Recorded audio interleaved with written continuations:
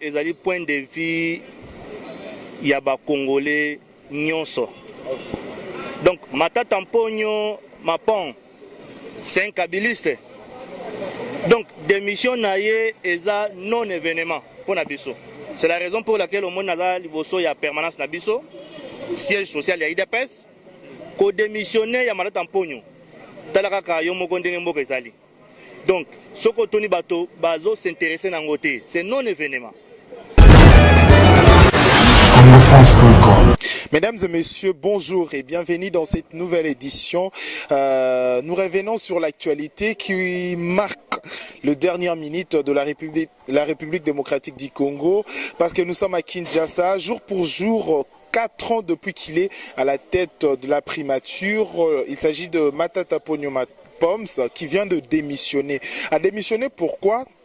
Parce que tout simplement gouvernement Asika, il faut EA et gouvernement Asika issu du dialogue, où ils allaient diriger et pas Motomoko, il y a opposition, acteur Moko il y a opposition. Jusque là, Combo et Zana noté malgré indiscrétion, malgré Koloba et pas Batumisu, Suko Bimisa Combo et Batumi, balé jusque là, les autres Ngama, Vital Kamere, Vital Kamere na Mwanamboka Kingo Dondo, et ça va combo zali kotanga manaba presse et belé, et puis dernière semaine auto qui combo ya mwana mboka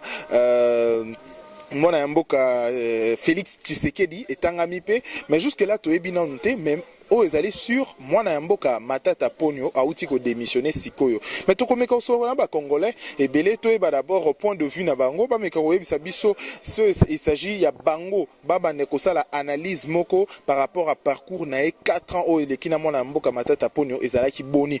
Lelo to ko zo pe mona mboka moko na nzela po to za en pleine nzela to zo tambola to e ba monsieur Mathieu, bonjour. Bonjour Ndeko. Point de vue d'abord, il pose analyste EP, côté point de vue nayo et Nini 4 ans après Matata Ponyo a démissionné Lelo.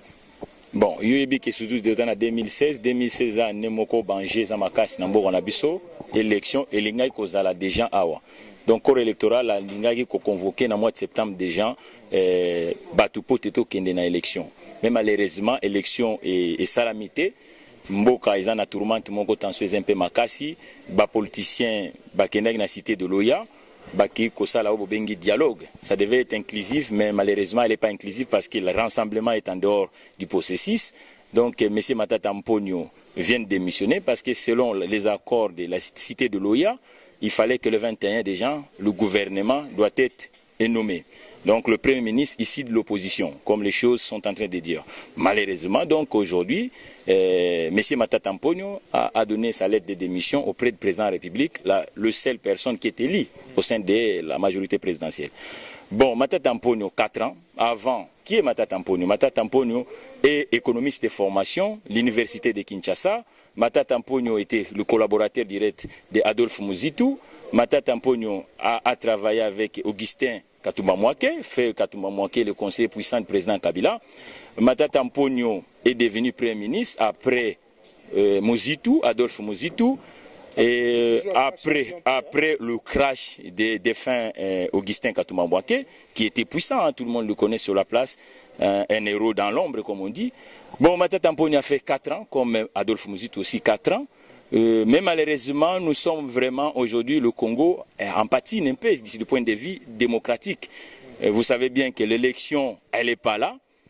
Bon, moi-même, comme analyse, j'arrive même pas à comprendre comment un Premier ministre aussi d'opposition peut diriger un pays. Un Premier ministre, c'est qui? Un Premier ministre, c'est le chef de file des majorités présidentielles. De majorité au Parlement. Pas présidentielle, mais parlementaire. Aujourd'hui, la majorité actuelle, elle est de la majorité présidentielle. Mais ici de l'opposition, selon les accords, entre guillemets, mais constitutionnellement parlant, ça ne colle pas. Bon, chacun fait ce qu'il veut. Ben, on va attendre, comme vous dites tout à l'heure, que Félix Tshisekedi va. Mais comment il peut être Premier ministre du moment où le rassemblement est en dehors de l'accord des cités de Loya? Kengo Adondo, la personne est déjà présente, il n'a même pas la légitimité parce que le Sénat ne marche plus parce que M. Kengwa Dondo. Indiscrétion, Toyoki, hein, c'est-à-dire Koloba Bato, article de presse Pezobi. Ce sont des sources, c'est normal. Donc, ah, voilà, Toke Nalingala.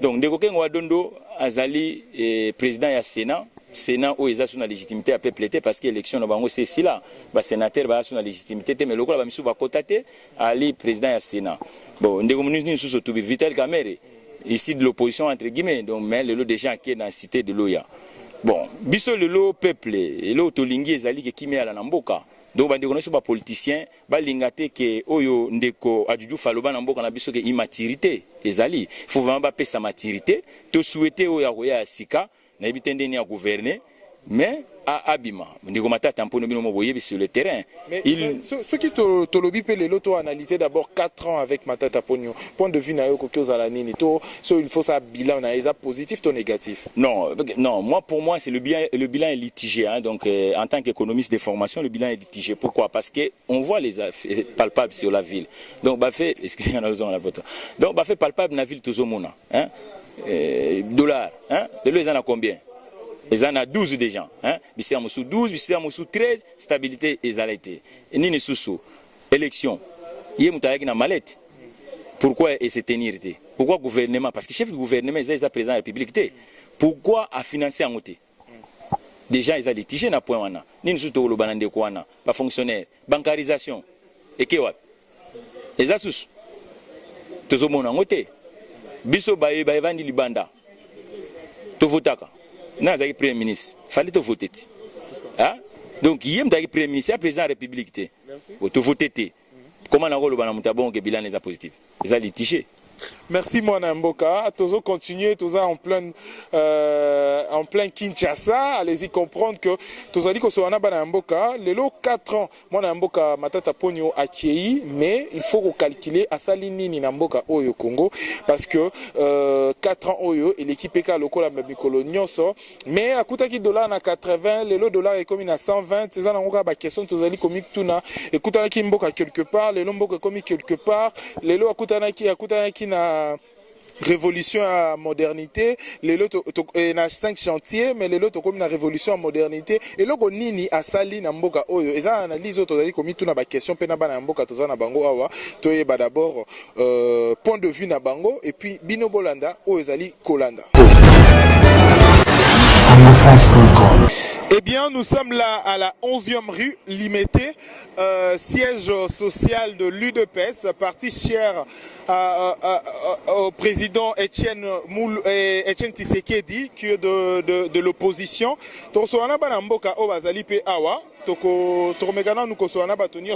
Bonjour papa. Bonjour monsieur le journaliste. Papa, comment on dit? Comment on a Carlos?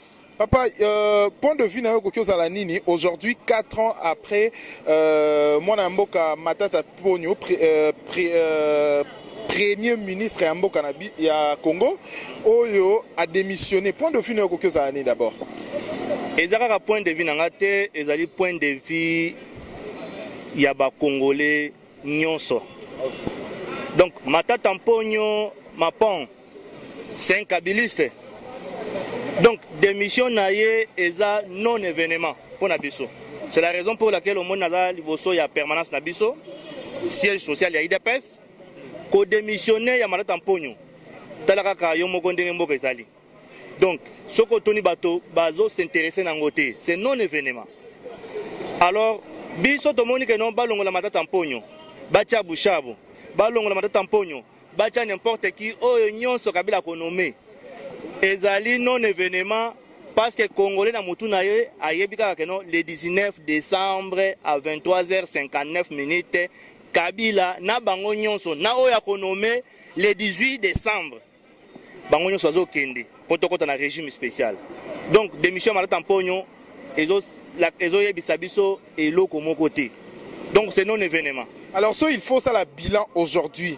4 ans où Matata Ponyo a dirigé Primature, a dirigé Mboka Nabiso, gouvernement Nabiso. Il faut ça la bilan lelo. Point de vue bilan ni bilan nanga en tant que combattant de l'UDPS. Na kosa la pour 4 ans à Matata Ponyo te. Matata Ponyo bazui pouvoir depuis 1997. l'AFDEL à côté. Donc bilan na bango ezalaka négatif. Bilan o bamatisaka makasi eza liwa ba congolais, konyoka ba congolais, ko violer ba congolaise, nde bilan na bango wana. Donc depuis 97 ti lelo AFDEL, PPRD, majorité lelo batirala ko sala lelo comme côté. Donc bilan na bango et bandi kaka na 4 ans matata mponya salité. Donc c'est depuis 97 ti lelo batikala ko sala lelo comme côté pour na intérêt ya ba congolais. Alors, mon amboka Mbote, papa. Comment point de vue na nini to bilan na yozali nini aujourd'hui 4 ans après mon amboka Matata Ponyo a démissionné. Bon, ngai point de vue na nga na zomona Matata Ponyo a salé loko mokote na mboka. Tout d'abord démission na ye ezolo bela biso pe eloko mokote. Ce que otali bien ezakaka ba processus ya Kabila azala kati ya kosala ba kabane moko boye po a meka kozongisa kaka mutu na ye ya boîte mais biso na en tant que peuple congolais toza na décision ya suka na biso ya suka izake Kabila amata akita le 19 décembre il faut Kabila sa nini akite pouvoir na 0 Kabila kende peuple congolais a se prendre en charge akoluka mutu ya malonga oya ko tia place wana po peuple aye bandenge nini ako pour tous en souffrance belé papa vie sociale ezate bato bazo kufa Kabila zo tinda basoda bazo boma bato na esa bato bazo kufa au juste toko kende wapi Kabila faut kende atika peuple congolais atia mutu na ye oyo ye moko alingi oya poni pona eteke peuple e mona ndenge na ko kende liboso oyo ça va aventure ebele ba aventure ba otala biso c'est le peuple bien toza na 11e rue Lumete ozali musika vraiment tena siège social il y a UDPS toza awa donc tozali ko solana bana mboka nyoso lelo un bon matin à 10h déjà moi na mboka Matata Ponyo a se prononcé à démissionner na gouvernement et to recueillir ba point de vue à ba congolais nyoso partout au tozali ko solana bango to bandaki depuis première rue tozo mata ba congolais nyoso ba pesa biso micro tozo solana bango partout alors toza très ouvert avec tous les congolais moi na mboka mbote mon mboka lelo ceux qui il faut qu'on a souvenir moko ya Matata Ponyo 4 ans après gestion na gouvernement point de vue na bon souvenir na ko kozani Matata saleli biso atalo ko moko te ko to atiki biso na grise makasi na limité déjà ba pont ba lobi ki ba saleli bino ba passerelle o salela biso ba passerelle to ana zana limu poto banda ko mata ba escalier wana to ko mata ndenge nini biso to liete to ko mata ba passerelle ndenge nini. Merci, pardon une ministre na pour ça on mutu moko. Alors on va continuer tout de suite après. Au cours il y a discours il y a interview na biso to moni pe président balobi aza président il y a parlementaire il y a UDPS donc parlementaire debout c'est ça. Alors bonjour d'abord. Bonjour.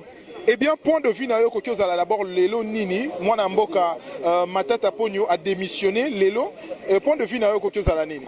Bon démission ya Matata Ponyo en tout cas il bouleversé bisotin.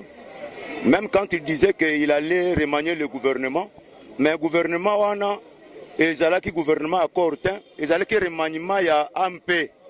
Mais biso tozo zalande vrai dialogue. Mais il y a lelo eza mascarade parce que Kabila a eu subir pression ya peuple congolais au baza déterminé pour obtenir son départ le 19 décembre. Yangonde omoni pression wana détermination peuple congolais, communauté internationale a choisi entre individu et le peuple. Communauté internationale a landi pression à peuple congolais parce que nous sommes déterminés pour que Kabila quitte le Congo le 19 décembre sans condition. Et bon souvenir nayo ekokyo d'abord ya Matata Ponyo na 4 ans oyo. O asali 4 ans oyo depuis 2012 azaki premier ministre Tilelo. Bon souvenir nayo ozalani. Souvenir ata moko ezate mauvais souvenir de tous nango parce que ce qui régime oyo ezalaki régime ya président élu Etienne Tshisekedi tolinga toza la musika na Congo. Moi, je ne vois rien comme souvenir na Matata Ponyo. Parce que ils ont pouvoir na bangote, mais pouvoir il y a eu de paix à travers leur président. Donc il n'y a que du vol et des détournements et des tueries. Alors, ceux qui déjà bino pe bozan limité passerelle, bozan ba passerelle, bozan ba biloko mususo lelo c'est il faut le gouvernement ya Matata Ponyo na oulet na muto tikeli bino. Ba passerelle wana passerelle les avis sociaux était Moutio a été pendant 4 jours. Comment il va traverser passerelle wana? Au contraire, passerelle oya chiwana, ils ont bon retardé. Vous savez combien de Congolais, Kinois, bazoku fona ba passerelle wana? ventre enfamé 4 jours azolia te mais moyen 4 6 te ba tout na mutuk. Ouais, ça bombe, c'est du terrorisme ya Matata Mponyo. Ce n'est pas de bons souvenirs racontés. Alors, aujourd'hui, à Koutaki, ton à 80, le koto ya dollar est commis à 120. Point de vue Nogozani. Kasi omoni to ya dollar wana Koutaki komi ya likolo wana eza kimuyibi na bango. Quelque part bayebi ke bazo kende. Bazo bango nde baza ko imprimer ba franc congolais belé. Bazo tinda ngo sur le marché pour basomba ba devise. Pour ba kende ba kimana ba devise. Yango nde sali ba inflation. Alors, déjà, qui bientôt là, nommé Premier ministre Moko, indiscrétion Zobima, Komona, Kombo Zobima, Batangi Vital Kamere, Batangi Mwanamboka, Kengoa Dondo, Bakomona, Bakombo Etanga, mais récemment, journal Moussous va publier Félix Tshisekedi. Point de vue Noko Zalani. Biso IDPS, tu as besoin d'embarquer Biso na Makambo qui Premier ministre était. Nous, IDPS et le peuple congolais, nous sommes déterminés d'abord pour le départ de Kabila. Annoncez les Bissot que le 13 et le 19 décembre, à cause de Kende. Parce que c'est lui qui a fait des manœuvres pour ne pas organiser les élections dans les délais constitutionnels. La Constitution prévoyait les élections dans le délai. Bissot, on a besoin, il y a qui Premier ministre, on avait besoin vraiment d'aller aux élections et voter, qu'il y ait une alternance dans notre pays, voter un chef de l'État. L'Ikambwa qui Premier ministre, on a une distraction. Mais ce que nous demandons maintenant, ça ne sert à rien. Il y a autant de bateau, Premier ministre. Nous demandons un dialogue conformément aux résolutions 2277. Dialogue global et inclusif. À répondre à la l'union sur un rassemblement. Comme ça, après dialogue, à garantir le départ. Et après, on va voir celui qui viendra pour organiser les élections dans le délai court. Et puis si lelo déjà est commis moins impossibilité pe mon amboka Kabila a sala élection les 18 tôt avant les 19 élections en amboka na biso. Climat nini to revivre les 19 décembre en amboka au Congo parce que d'un côté bazo organiser dialogue, d'un côté ba sali dialogue et s'il déjà ba clause déjà signé et donc de l'autre côté aussi IDPS déjà d'accord et que il faut les 19 à Kende. Climat nini les 19 décembre bozo prévoit na Congo au ya biso nyos. Climat le 19 décembre, c'est ce que notre leader nous avait demandé lors de son meeting. Peuple congolais doit se prendre en charge. Nous nous sommes déjà pris en charge. Bissomoko doit se prendre déjà en charge. Climat le 19 décembre, et qu'on a 40 fois plus que le 19 septembre. Nous allons accepter que Kabila Bomabiso Nyonso Atikana Banana Olive a dirigé Congo. Nous sommes déterminés et nous continuons à appeler notre peuple congolais de rester toujours déterminés, pour doubler fort la mobilisation pour que le 19 Bissomokoto se prendre en charge. Kabila doit quitter la RDC.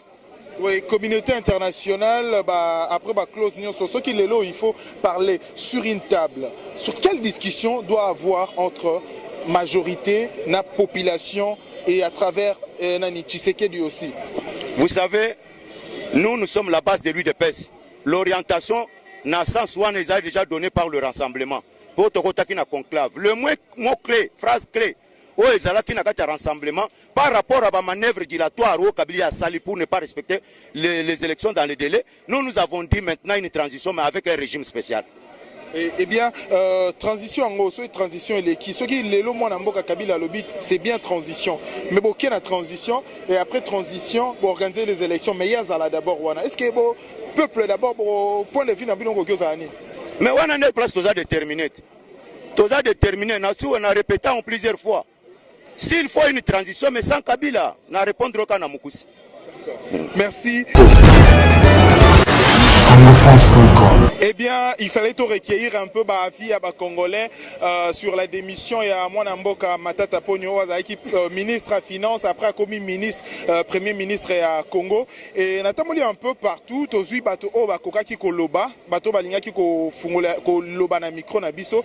Eh bien, tosuki awa na place siège social, il y a UDPS, aux ali parti cher, il y a Etienne Tshisekedi wa Mulumba et to na climat o nde to terme na édition na biso. Merci à mon boss Josué Didi Dipumba, à tout le Congolais de la diaspora au balandara interview na biso balandara biso toujours parce que toza toujours au siège au centre du Congo et Tolobaka sans partialité et tout simplement pour nous permettre Montonioso liberté et expression et toza toujours au cœur de l'actualité. Mesdames et messieurs, merci d'avoir suivi. Merci à Mouna, le président de tous les caméramens pour la prise de vie. On se retrouve trop prochainement. Quant à moi, Raphaël Walukonka, le vôtre, Naïbisibino toza toujours et Kenge parce que l'actualité tozo landango malembe malembe au cœur surtout.